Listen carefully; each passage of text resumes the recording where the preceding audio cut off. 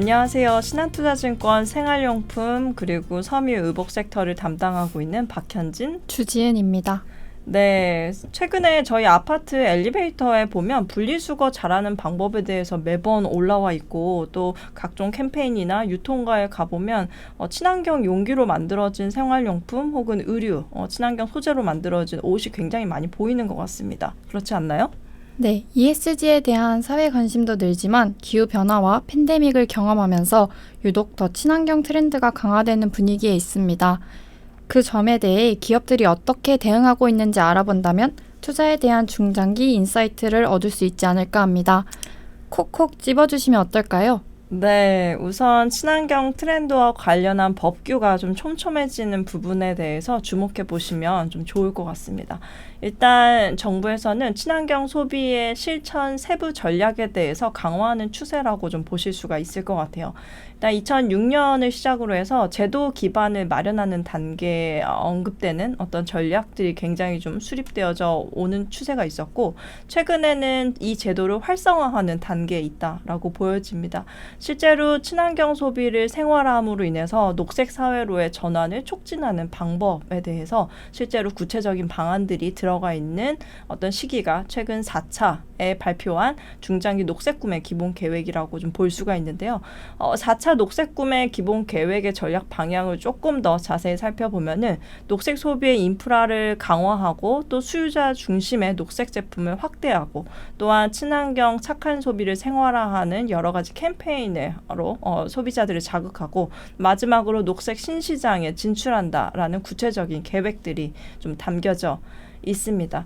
실제로 녹색 구매 생활화를 위해서 한국 정부가 재정을 굉장히 많이 투입하고 있는 것처럼 좀 보여지는데요. 특히 이 재정에 여러 가지 예산 소요되는 어떤 출처들을 좀 살펴보면은 굉장히 구체적이고요. 또 녹색 구매 기본 계획의 세부 목표로서 인지도를 높이고, 또 그린카드 발급자 수를 키우고, 또 녹색 매장을 지정하는 개수를 넓히고, 이런 여러 가지 지원을 확대하는 방법들이 굉장히 좀 구체적이어지고 있다라는 부분들을 참고하시면 좋을 것 같아요. 그래서 이런 정책들이 세분화되는 게 궁극적으로 기업과 어떤 소비자들의 인지를 바꾸는데 기여를 할지에 대한 부분들이 굉장히 좀 궁금해지는 시기라고 좀 보실 수가 있습니다. 네, 정책도 중요하지만 기업들의 노력이 필수적이라고 말씀해 주셨습니다.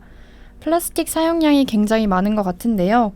전 세계 플라스틱 생산량 전망을 살펴보면 플라스틱 재활용품을 10% 미만으로 유지한다면 지금보다 플라스틱 생산량은 50년 후 약 4배 증가할 거라는 전망도 있습니다. 네, 맞아요. 사실 플라스틱 연 생산량은 1950년 200만 톤에서 2015년 거의 한 3억 톤 이상으로 좀 증가를 하고 있는 상황이고요. 사실 이 재활용률을 개선시키지 못하면 생산량 규모는 2035년 거의 2배 이상, 1950년 대비해서는 거의 4배 이상 증가할 거다라는 어떤 조사 결과가 있습니다. 팬데믹으로 플라스틱 사용량이 증가하는 어떤 모양새를 아마 주변에서 많이 느끼실 것 같아요. 사실 친환경 트렌드는 기업들의 어떤 제품 수요에 실질적인 영향을 좀 주고 있다라고 보고 있습니다. 그렇기 때문에 기업들의 적극적인 대응이 굉장히 절실해지는 시기라고 좀 보여지고 있고요. 특히 이 친환경 트렌드가 제품 수출과 매출에 영향이 컸던 업종은 제 섹터, 화장품, 섬유, 패션 업종이 굉장히 큰 것 같아요. 특히 화장품 쪽에서는 굉장히 조금 이런 플라스틱이나 아니면은 좀 재활용이 어려운 금속 스프링 같은 것들을 많이 사용하다 보니까 이런 부분들을 좀 더 줄이고자 하는 노력들을 최근에 좀 굉장히 많이 하고 있는 상황이라고 보실 수가 있습니다.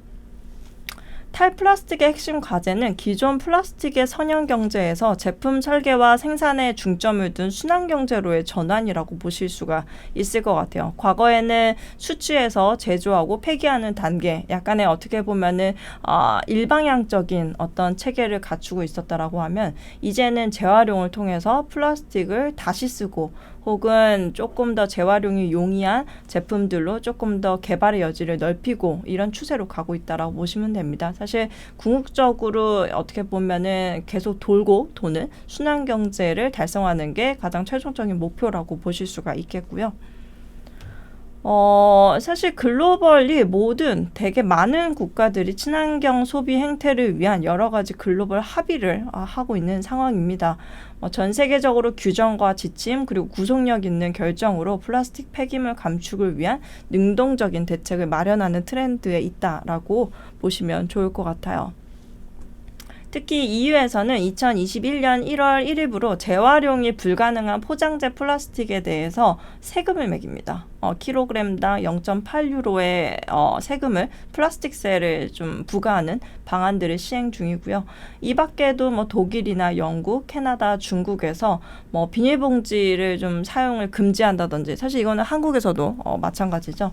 이 밖에 이제 일본에서도 비닐봉지를 유료화로 의무화 추진하는 어떤 정책들이 펼쳐지고 있고, 그 밖에 뭐 독일에서는 이런 어떤 시스템을 위반할 시에 굉장히 높은 벌금을 부과하고 있는 부분들도 눈여겨보실 포인트라고 생각이 듭니다.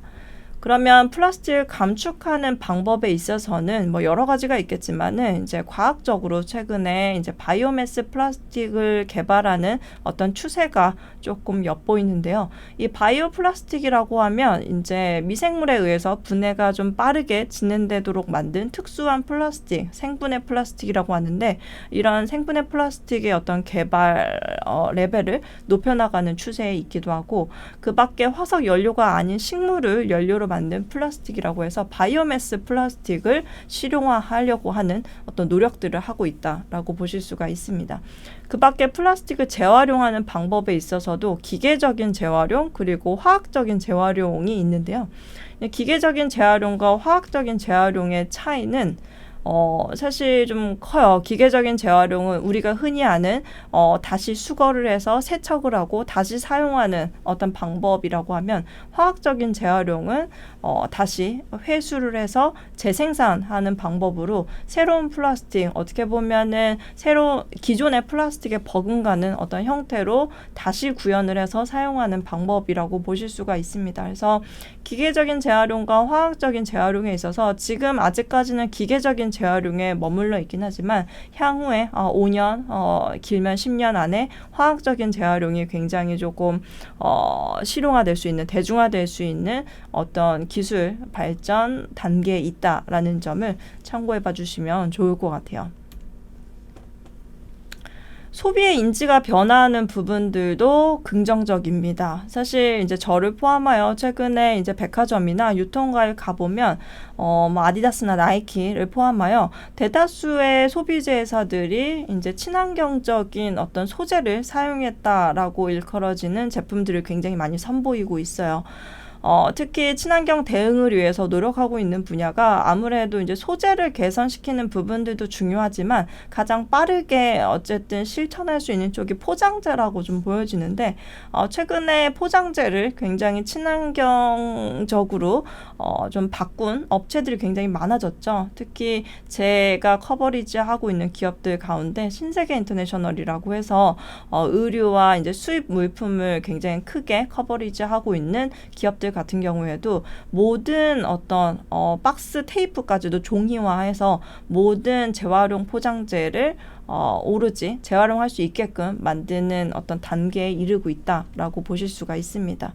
그 밖에도 화장품 쪽에서도 굉장히 조금 많이 변화하는 추세가 있죠. 예전에는 펌핑 용기의 스프링, 금속 스프링 용기가 재활용이 불가능했다라고 하면, 이제는 에어리스 펌프라고 해서 온전히 플라스틱 용기를 완전히 재활용할 수 있는 수준의 100% 플라스틱 용기화하는 어떤 단계에 이르고 있고요. 이 밖에 이제 신발이나 아니면은 조직, 이제 면조직 같은 것들을 굉장히 좀 재생 섬유로 활용을 하는 사례들도 많아지고 있다라고 보실 수가 있을 것 같아요. 주요 화장품 패션 브랜드사들로부터 그리고 OEM, ODM사들까지 플라스틱을 감소하고자 하는 노력들은 굉장히 요새는 오히려 필수적이라고 생각이 될 만큼 열심히 노력하고 있는 상황이고요. 특히 국내외 기업들, 뭐 대표적으로 화장품 회사들 같은 경우에는 로레알이 있죠. 로레알 중에서는 바이오 기반의 유사 종이 소재를 사용한 포장용 튜브를 좀 개발한다든지, 특히 2025년까지 포장용 플라스틱을 재활용 바이오 소재로 전환한다라는 계획들을 가지고 있습니다.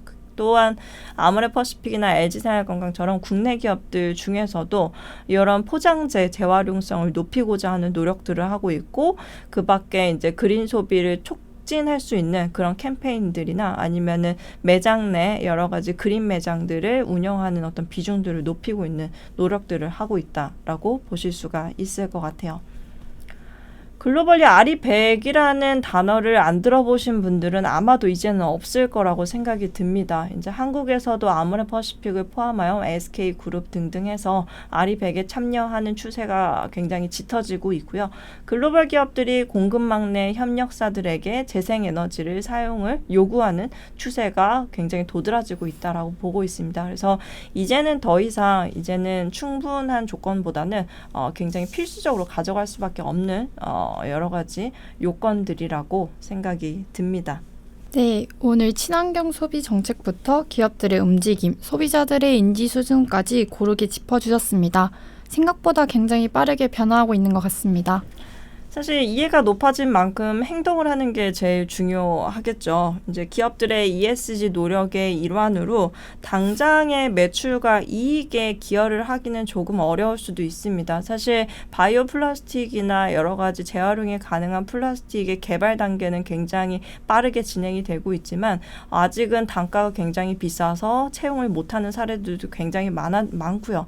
다만 3년 안에 이런 어떤 원가에 대한 부분들을 조정할 수 있는 ESG 노력이 어떻게 보면 조금 더 실행의 여지가 높아질 수 있음을 조금 기억하시면 좋을 것 같습니다.